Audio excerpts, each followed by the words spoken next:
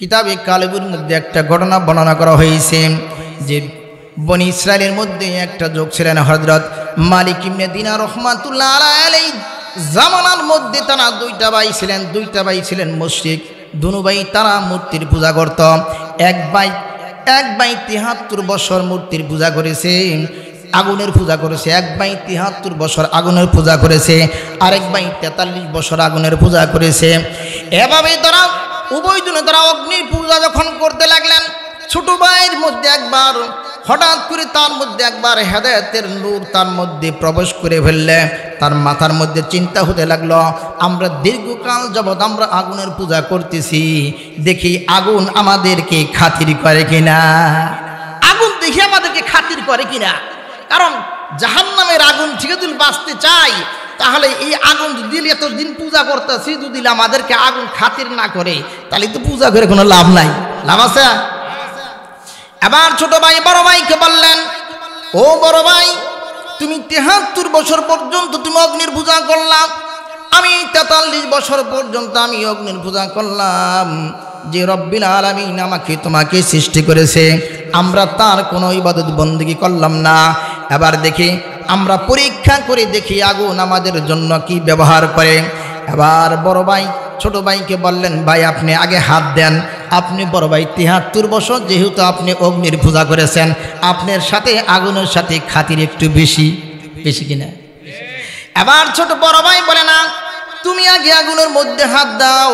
এভাবে দুনো ভাই যখন প্রতিযোগিতা করলেন, ছোট ভাই বললেন, ঠিক আছে ভাইজান, আগে অগ্নি জ্বালান, আমি আগে হাত দিব। এবার ছোট ভাই যখন আগুনের মধ্যে যখন হাত দেন, হাত দেওয়ার সাথে সাথে তার হাতটা আগুনে পুড়ে যখন ভস্ম হয়ে গেল, তখন শব্দ করে তাড়াতাড়ি টান দিয়ে আগুন হাতটাকে তিনি ফিরে আনলেন। ততক্ষণের মধ্যে তার হাতটা জ্বলে গেছে। এবার ছোট ভাই বললেন, বড় ভাই আমি ৭৩ বছর পর্যন্ত আগুনের পূজা করলেন, আমি ৪৩ বছর পর্যন্ত আগুনের পূজা করলাম, কিন্তু আগুন তো আমাকে কোনো খাতির করলো না, আমার হাতটা তো জ্বালিয়ে দিছে। আমার মনে হয় এই আগুন আমাদের কোনো উপকার করতে পারবে না। ভাই আপনি আগুনের পূজা করতে পারেন, আমি আর আগুনের পূজা করব না, আমি ওই সত্তার পূজা করব যিনি আসমান তৈরি করেছেন, জমিন তৈরি করে দিয়েছেন। আমি এই অগ্নির পূজা আর করব না। তারা উভয় ভাই সিদ্ধান্ত নিলে কি করা যায়, যুগের শ্রেষ্ঠ সবচেয়ে বড় আলেম মালিক ইবনে দিনার রাহমাতুল্লাহ আলাইহি অমুক একটা গ্রামের মধ্যে থাকে, চলেন আমরা তার কাছে যাই। বিশাল ময়দান পাড়ি দিয়ে যখন তারা উভয় ভাই যখন ওই মালিক ইবনে দিনার রাহমাতুল্লাহ আলাইহি খোঁজে যখন রওনা হয়ে গেছেন, এবার বড় ভাই বলল, ঠিক আছে তুই যা, যেহেতু আমার জীবনের বেশি অংশটা আমার অগ্নি পূজার মধ্যে কেটে গেছে, আমি এই ইসলাম ধর্ম গ্রহণ করি, আমি আমার বাপ দাদার জন্মের মধ্যে চুনকারি লাগাইতে পারি না, কাজেই আমি ইসলাম গ্রহণ করব না, তুই যা, তুই ইসলাম গ্রহণ কর। ছোট ভাই বড় ভাইকে বলে, ভাই হেদায়েত যদি কপালে না থাকে ভাই আমি যতই বলি আপনার হেদায়েত হবে না। আল্লাহ পাক রব্বুল আলামিন বলেছেন, ওয়া মাইয়ুদ্লিল্লাহু ফালা হাদিয়া লাহ। আল্লাহ পাক রব্বুল আলামিন যাকে পথভ্রষ্ট করতে চান ওই ব্যক্তিকে কখনো কেউ হেদায়েত করতে পারবে না। সেই জন্য বড় ভাই চলে গেলেন, ছোট ভাই তার পরিবর্গজন নিয়ে মালিক ইবনে দিনার রাহমাতুল্লাহ আলাইহির কাছে যখন চলে গেলেন, চলে যাওয়ার পর তখন তারা মালিক ইবনে দিনার রাহমাতুল্লাহ আলাইহিকে পাইলেন একটা গ্রামের মধ্যে তিনি ওয়াজ নসিহত করতেছেন। এবার ওয়াজ নসিহত শেষে মালিক ইবনে দিনার রাহমাতুল্লাহ আলাইহি তার কাছে গিয়ে বললেন, ভাও হুজুর আমি তো ইসলাম গ্রহণ করতে চাই, এই কারণে আমি ইসলাম গ্রহণ করতে চাই, আমি ৪৩ বছর পর্যন্ত অগ্নির পূজা করেছি। মালিক ইবনে দিনার রাহমাতুল্লাহ আলাইহি তাদেরকে তওবা পড়ি কালেমা পড়িয়ে তাদেরকে মুসলমান বানিয়ে দিলেন। মুসলমান বানিয়ে দেওয়ার পর মালিক ইবনে দিনার রাহমাতুল্লাহ আলাইহি বলেন, তোমরা নব মুসলিম, তোমাদের জন্য কিছু টাকা পয়সা আমি তোমাদের জন্য তুলে দেই। তখন বললেন, না হুজুর আমাদের টাকা পয়সার কোনো প্রয়োজন নাই, আমরা তাওয়াক্কালতু আলাল্লাহ, আল্লাহর উপর আমরা তাওয়াক্কুল করি। এবার মালিক ইবনে দিনার রাহমাতুল্লাহ আলাইহি তখন তারা মালিক ইবনে দিনার রাহমাতুল্লাহ আলাইহি থেকে যখন প্রত্যাবর্তন করলেন, বসরা শহরের মধ্যে বিশাল একটা ময়দানের মধ্যে ছোট একটা কুঠির ঘর, যে ঘরের মধ্যে কোনো মানুষ থাকে না। এবার ওই ব্যক্তি ওই কুঠির ঘরের মধ্যে প্রবেশ করলেন।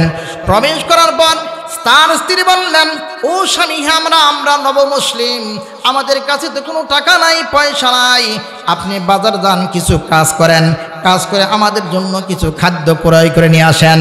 এবার দেখা যায় ওই ব্যক্তি বাজারে গেলেন, বাজারে যাওয়ার পর তাকে কেউ কোনো কাজে নিল না। কাজে না নেওয়ার পর তিনি বাড়িতে চলে আসলেন। স্ত্রী বললেন, কি ব্যাপার, আপনি খালি হাতে আসলেন? তখন বললেন, মানুষ আমাকে কাজে নেয় নাই। পরের দিন যখন আবার বাজারে গেলেন, বাজারে যাওয়ার পর কেউ তাকে কাজে নেয় না। কাজে না নেওয়ার কারণেই তিনি একটা কুঠুরি ঘরের মধ্যে তিনি প্রবেশ করলেন। প্রবেশ করার পর তিনি আল্লাহ পাক রব্বুল আলামিনের ইবাদত বন্দেগী শুরু করে দিলেন। সকাল থেকে নিয়ে জোহর পর্যন্ত, জোহর থেকে আসর পর্যন্ত, আসর থেকে মাগরিব পর্যন্ত সর্বদাই তিনি আল্লাহ পাক রব্বুল আলামিনের ইবাদত বন্দেগী করতে লাগলেন। সন্ধ্যাবেলা যখন আসলেন, আসার পর বললেন, ও স্বামী, আপনার কাছে আটা চাউলের কি প্রয়োজন? আটা চাল কোথায়? আপনি আমাদের জন্য খাদ্য কেন আনার নাই? তখন বললেন, আমার মালিক, আমি যে বাদশার কাম করি, যে মালিকের কাজ করি, মালিক বলছে আগামীকাল আমাদের মজুরি দিবি। আমার আগামীকাল ফজর নামাজ পড়ে আবার বাহির হইলেন। বাহির হওয়ার পর আবার দেখা যায় তিনি বাজারে যাওয়ার পর দেখলেন তাকে কেউ কাজে নেয় না। এবার তিনি ওই দিনই তিনি আল্লাহ পাক রব্বুল আলামিনের ইবাদত বন্দেগীর মধ্যে লেগে গেলেন। লেগে যাওয়ার পর তিনি সারাদিন ইবাদত বন্দেগী করতে লাগলেন। সারাদিন ইবাদত বন্দেগী করতে করতে সন্ধ্যা হয়ে গেল। সন্ধ্যা হওয়ার পর খালি হাতে ফিরে আসলেন। তখন স্ত্রী বলল, ও স্বামী, হে আমাদের খাদ্যদ্রব্যের প্রয়োজন। তখন বললেন, আমার মালিক বলেছে আগামী জুম্মার দিন আমাদের এই দিনের মজুরি সহ জুম্মার দিনের মজুরি আমাদেরকে দিয়ে দিবে।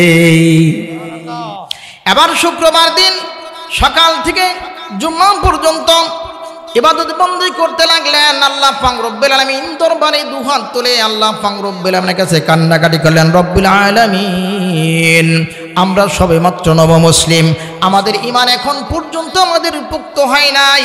রব্বুল আলামিন, আমার স্ত্রী, আমার সন্তান নিয়ে আমি কেবলমাত্র মুসলমান হয়েছি। রব্বুল আলামিন, আমি তো ভয় করতেছি খাদ্যের অভাবে আমার না জানি আমার স্ত্রী সন্তানেরা আবার তারা মুরতাদ হয়ে যায়। রব্বুল আলামিন, তুমি আমাদের অভাবকে তুমি মোচন করে দাও। এভাবে কান্নাকাটি করতে লাগলেন। কান্নাকাটি করতে করতে যখন দুপুর পর্যন্ত গড়িয়ে গেল, আসর পর্যন্ত হলো। আসর নামাজের সময় যখন আসর নামাজের পর ওই ব্যক্তির স্ত্রীর কাছে একটা মুসাফির ব্যক্তি আসলেন। সুন্দর চেহারা বিশিষ্ট একটা ব্যক্তি আসলেন। আসার পর একটা কাঁসার একটা বড় থালি দিলেন। থালি দেওয়ার পর বললেন, আপনার স্বামী যে 2 দিন কাজ করেছে, ওই 2 দিনের বদৌলতে তার মালিক এই সামান্য কিছু টাকা পয়সা পাঠিয়ে দিয়েছে। এবার দেখা যায় থালির মধ্যে দেখা যায় একটা নয়, দুইটা নয়, তিনটা নয়, একটা নয়, দুইটা নয়, তিনটা নয়, এখানে 1000 স্বর্ণ মুদ্রা, দিরহাম রয়েছে, দিনার রয়েছে। যে ওই দিনারগুলো নিয়ে যখন সন্ধ্যাবেলা যখন বাড়িতে আসলেন, বাড়িতে আসার পর ওই স্ত্রী করল কি, এই দিনার থেকে একটা দিনার নিয়ে তিনি বাজারে গেলেন এক ইহুদির কাছে। ইহুদির কাছে যাওয়ার পর তিনি দেখলেন একটা দিনারের দাম হলো 100 স্বর্ণ মুদ্রা। সকলে বলি সুবহানাল্লাহ। তিনি খাদ্যদ্রব্য কিনে নিয়ে আসলেন। খাদ্যদ্রব্য কিনে নিয়ে আসার পর তার স্ত্রী যখন, স্বামী যখন বাড়িতে আসলেন, বাড়িতে আসার পর বলল, স্ত্রী, হে, এত সুন্দর খাবার তুমি কোথায় পেলা? তখন বলল, আপনি যে মালিকের কাজ করেছেন, মালিক আপনার জন্য 2 দিনের উজরত পাঠিয়ে দিয়েছে, আর বাকি উজরতগুলা মালিকের কাছে রেখে দিয়েছে। আপনি যদি মালিকের কাজ আরো বেশি বেশি করে করেন, আপনার মালিকও আপনার পরিশ্রম আরো বেশি বেশি দিবে। সুবহানাল্লাহ। সেই জন্য ইমান হলো সবচেয়ে বড় দৌলত। ইমানদার ব্যক্তির আল্লাহ পাক রব্বুল আলামিনের পক্ষ থেকে নসরত আসে। ইমানদার ব্যক্তির আল্লাহ পাক রব্বুল আলামিনের সাহায্য আসে। সেই জন্য 1 নম্বর হলো মানুষের ইমান শক্তিশালী থাকতে হবে। কি থাকতে হবে? মানুষের ইমান আবার বাড়ে কমে। আল ঈমানু ইয়াজিদু ওয়া ইয়ানকুসু। মানুষের ইমান বাড়ে এবং কমে। তখন বলতে পারেন মানুষের ইমান কেমন করে বাড়ে? মানুষ যদি কোরআন হাদিসের আলোচনা শুনে, কোরআন হাদিসের জ্ঞান যদি অর্জন করে, মানুষের ইমান আরও বাড়তে থাকে। আর মানুষ যদি কোরআন হাদিস থেকে যদি দূরে চলে যায়, ওই ব্যক্তি ইমান আস্তে আস্তে কমতে থাকে। সেই জন্য ইমান মানুষের বাড়ে এবং কমে। কেন? যে তাদের যদি ইমানের আলোচনা করা হয়, কোরআন হাদিসের যদি আলোচনা শুনে, কোরআন হাদিস যদি পড়ে তাদের ঈমান বাড়ে। আর যদি দেখা যায় গুনার কাজ করতেছে, কোরআন হাদিস থেকে দূরে রয়েছে, তাহলে তার ঈমান আস্তে আস্তে কমে। সেই জন্য 1 নম্বর হলে কি থাকতে হবে? ঈমান থাকতে হবে। কি থাকতে হবে? আল্লাহ রাব্বুল আলামিন বলেছেন আল্লাযীনা ইউমিনুনা বিল গায়ব, গায়বের উপর ঈমান আনতে হবে। আল্লাহ রাব্বুল আলামিনকে না দেখিয়া আল্লাহ রাব্বুল আলামিনে বিশ্বাস স্থাপন করতে হবে। এটা হলো মুত্তাকিন ব্যক্তির জন্য 1 নম্বর গুণ। কয় নম্বর গুণ? 2 নম্বর গুণ আল্লাহ রাব্বুল আলামিন বলেছেন وَيُقِيمُونَ الصَّلَاةَ وَمِمَّا رَزَقْنَاهُمْ يُنْفِقُونَ। আল্লাহ পাক রব্বুল আলামিন মুত্তাকিন ব্যক্তির জন্য 2 নম্বর গুণ বলেছেন ওয়ায়ুকিমুনাস সালাহ। 2 নম্বর গুণ হলো যারা মুত্তাকিন ব্যক্তি, যারা খোদাভীরু ব্যক্তি, ওই ব্যক্তিদের জন্য 2 নম্বর গুণ হলো তারা নামাজ পড়বে, 5 ওয়াক্ত নামাজ পড়বে। কয় ওয়াক্ত? নামাজকে তারা হেফাজত করবে। নামাজ হেফাজত কেমন করে করে? যে যদি নামাজ শুধু পড়লেই হয় না, নামাজ হেফাজত করতে হয়। তখন বলতে পারেন নামাজ কেমনে করে হেফাজত করতে হয়? ফজর নামাজ পড়ে দুপুর নামাজের জন্য প্রস্তুতি গ্রহণ করা, দুপুর থেকে আসর পর্যন্ত প্রস্তুতি গ্রহণ করা, আসর থেকে মাগরিব পর্যন্ত প্রস্তুতি গ্রহণ করা, মাগরিব থেকে ঈশা পর্যন্ত, ঈশা থেকে নিয়ে আবার ফজর নামাজের জন্য প্রস্তুতি গ্রহণ করা। এটা হলো নামাজ। ইকামাতুস সালাহ ওয়া ইউকিমুনাস সালাহ। যারা নামাজ কায়েম করবে, নামাজ পড়বে কথা বলা হয় নাই, নামাজ কায়েমের কথা বলা হয়েছে। কি বলা হয়েছে? কায়েম এক জিনিস, পড়া আরেক জিনিস। ফজর পড়ছে, এটা কায়েম বলা হয় না, এটা পড়া। কি? এটা পড়া। সেজন্য আল্লাহ পাক রব্বুল আলামিন বলেছেন ওয়া ইউকিমুনাস সালাহ।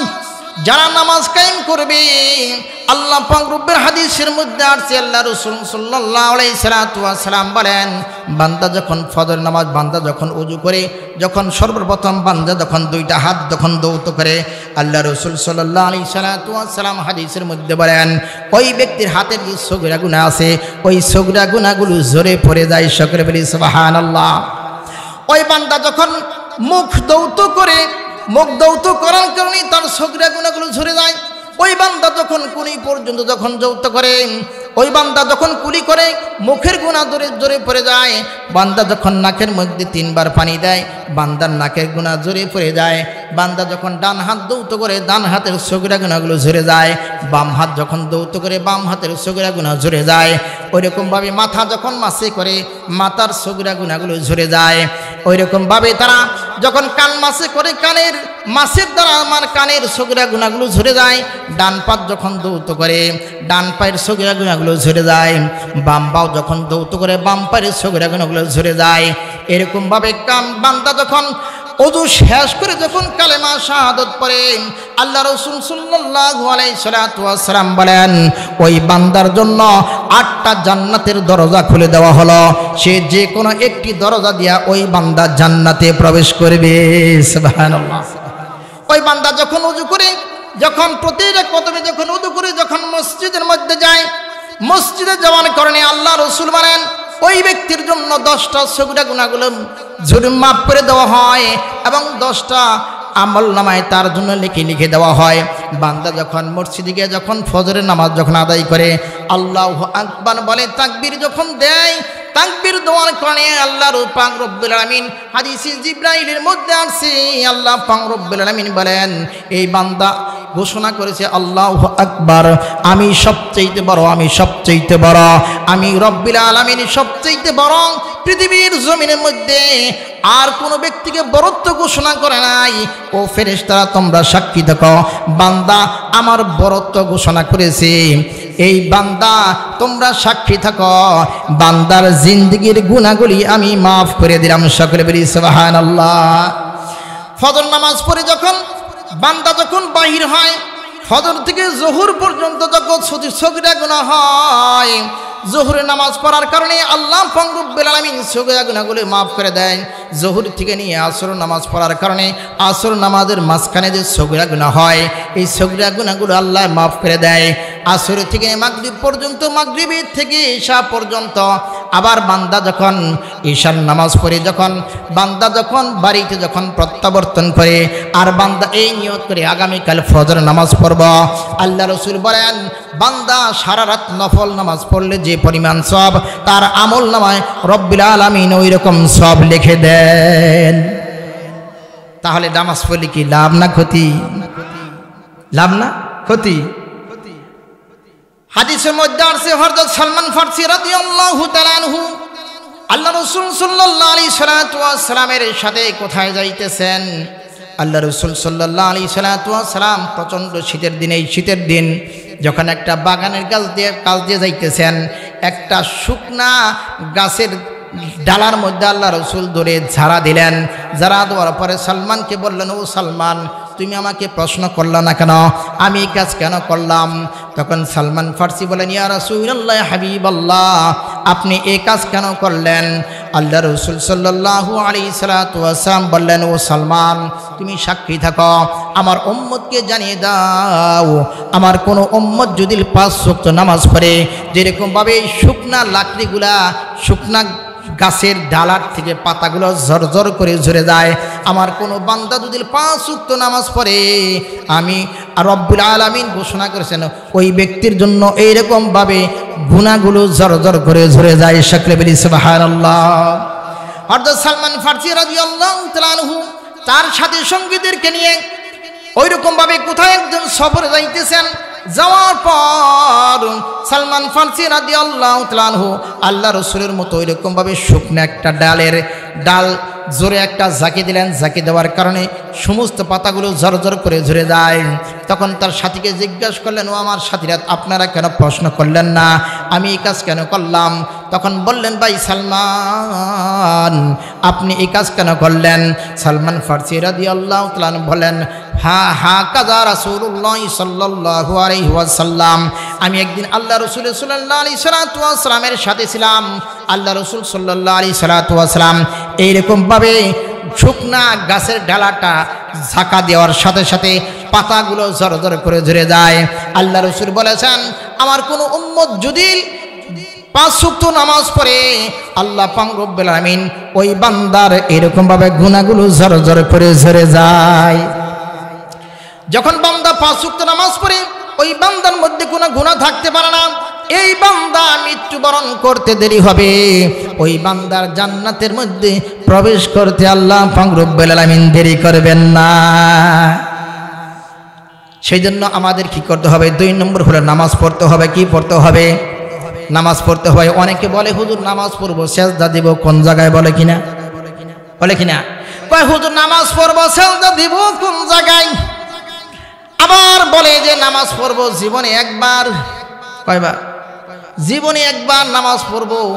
যারা বলে হুজুর সেজদা দিব কোন জায়গায়? সব জায়গায় তো ইবলিস সেজদা দিছে, সেই জন্য সেজদা দেওয়ার জায়গা তো নাই, সেজদা দেওয়ার জায়গা খুঁজে পাইতেছে না। ইবলিস যখন সেজদা দিছিল তখন কি ইবলিস আসাল নাকি ফেরেশতা আসাল? ফেরেশতা জমিনের মধ্যে সেজদা দিছে, ইবলিস তো আর সেজদা দেয় নাই। ইবলিস সেজদা না দেওয়ার কারণেই তো সে ইবলিস হইছে। ইবলিস হইছে না সেজদা না দেওয়ার কারণে। একদিন ইবলিস শয়তান মুসা আলাইহিস সালামের সাথে সাক্ষাৎ। আল্লাহ নবী মুসা আলাইহিস সালামের সাথে সাক্ষাৎ। মুসা আলাইহিস সালাম আল্লাহর সাথে কথোপকথনের জন্য তুর পাহাড়ে যাইতেছে, কথা বলবো আল্লাহর কাছে। তখন ইবলিস বলতেছে, ও আল্লাহর নবী মুসা, আপনি তো প্রায় আল্লাহর সাথে সাক্ষাৎ হয়, কথা বলেন, আমি আল্লাহর কাছে যে বলবেন, আমি তো তওবা করতে চাই, তাহলে কি আমার গুনাহ মাফ হবে কিনা? আমার গুনাহ মাফ হবে কিনা? আমি তওবা করতে চাই, এটা আল্লাহ পাক রব্বুল আলামিনের কাছে জিজ্ঞাসা করবেন। তখন মুসা আলাইহিস সালাম মনে মনে ধারণা করলেন, যদি ইবলিস তওবা করে ফেলি, তাহলে পৃথিবীর মধ্যে খারাপ কাজ করনেওয়ালা মানুষ আর খুঁজে পাওয়া যাবে না, সব আল্লাহওয়ালা হয়ে যাবো, সব জান্নাতি মানুষ হয়ে যাবো। সকলে বলি সুবহানাল্লাহ। মুসা আলাইহিস সালাম খুশি হয়ে গেছে, আল্লাহ পাক রব্বুল কাছে সাক্ষাৎ।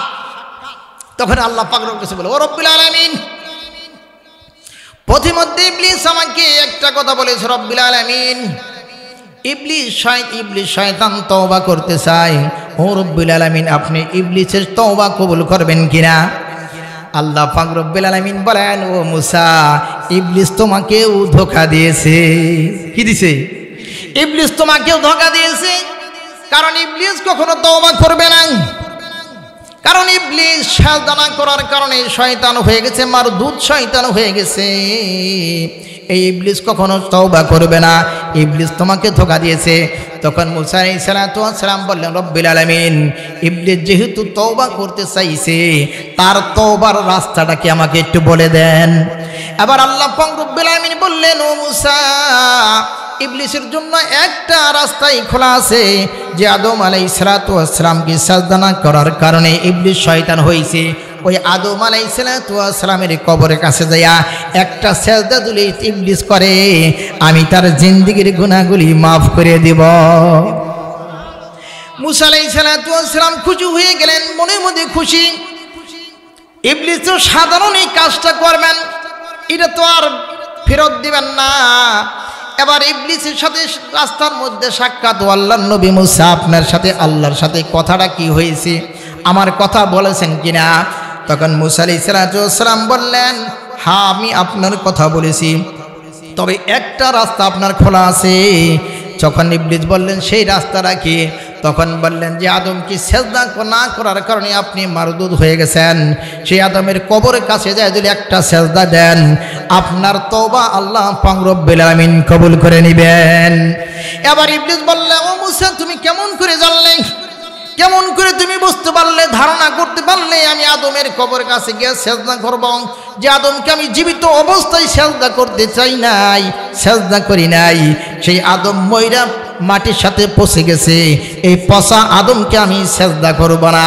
আল্লাহ পাক রব্বুল আলামিন সাথে সাথে আয়াত নাযিল করে জানিয়ে দিলেন, ও মুসা, আমি বলেছি তোমার সাথে ইবলিস ধোঁকা দিয়েছে, কাজে ইবলিস কখনো সেজদা দিবে না, তওবাও করবে না, তওবাও করবে না। যারা বলে সেজদা দিব কোন জায়গায়, এরা কোন দলের মানুষ হলো?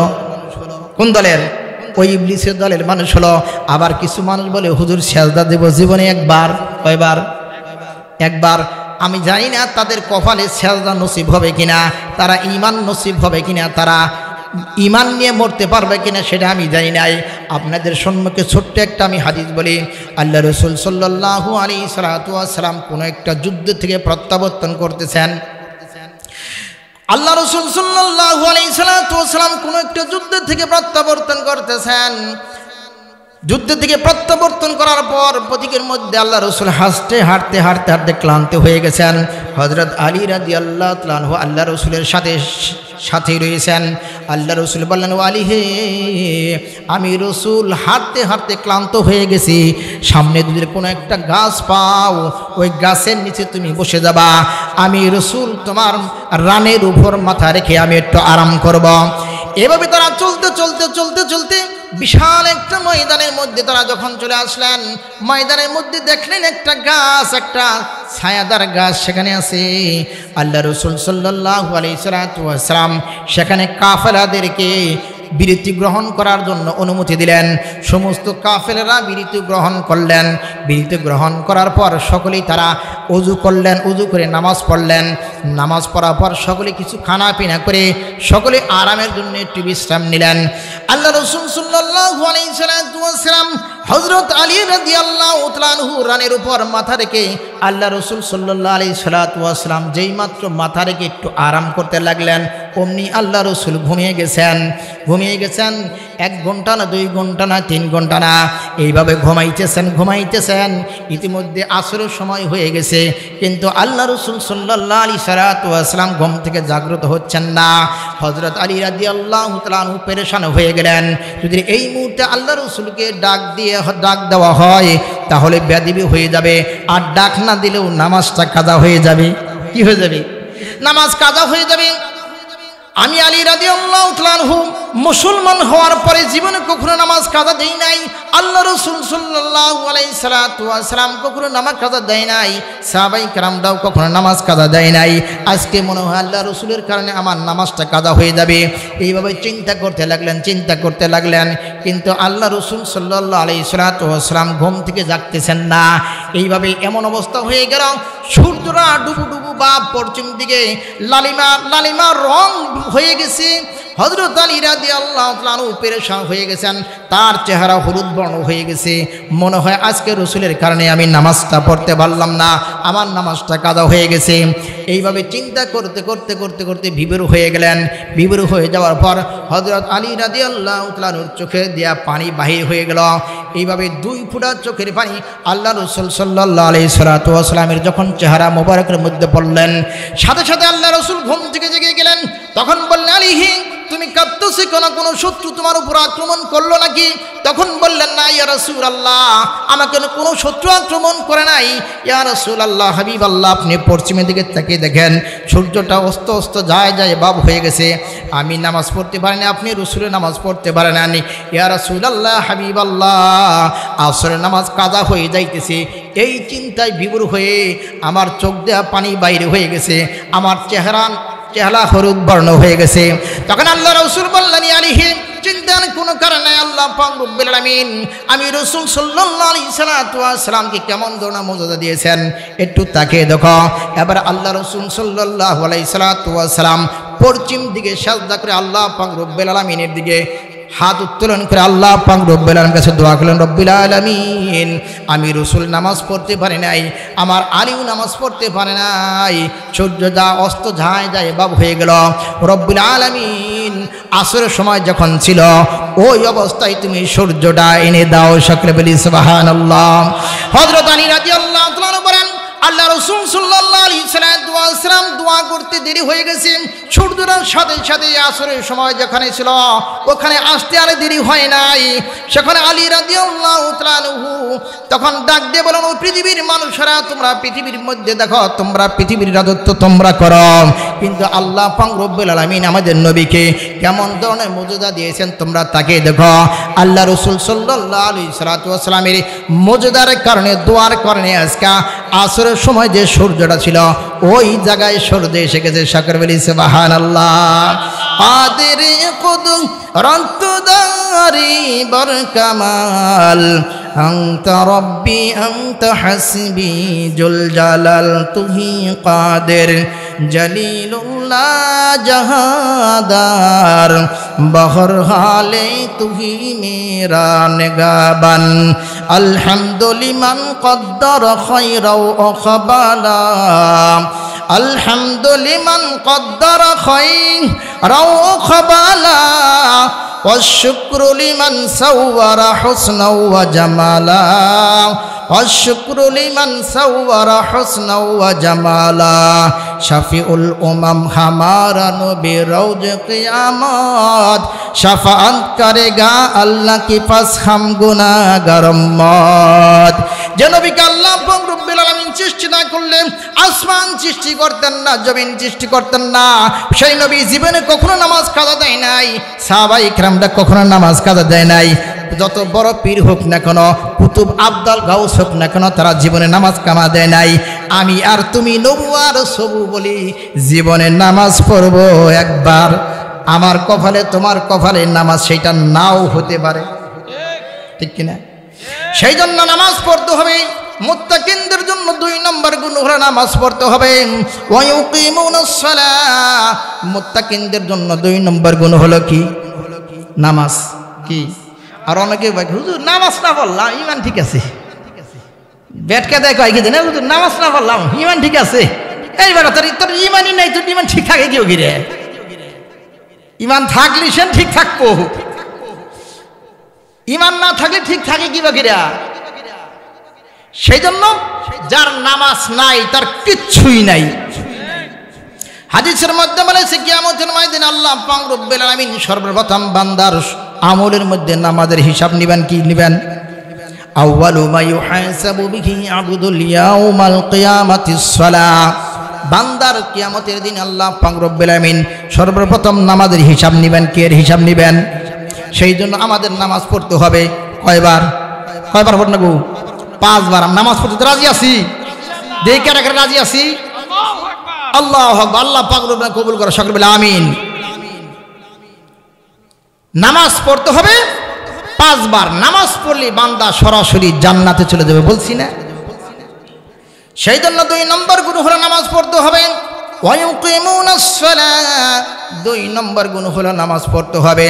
3 নম্বর গুণ মুত্তাকিনদের জন্য আল্লাহ পাক রব্বুল আলামিন বলেন ওয়া মিম্মা রাযাকনাহুম ইউনফিকুন।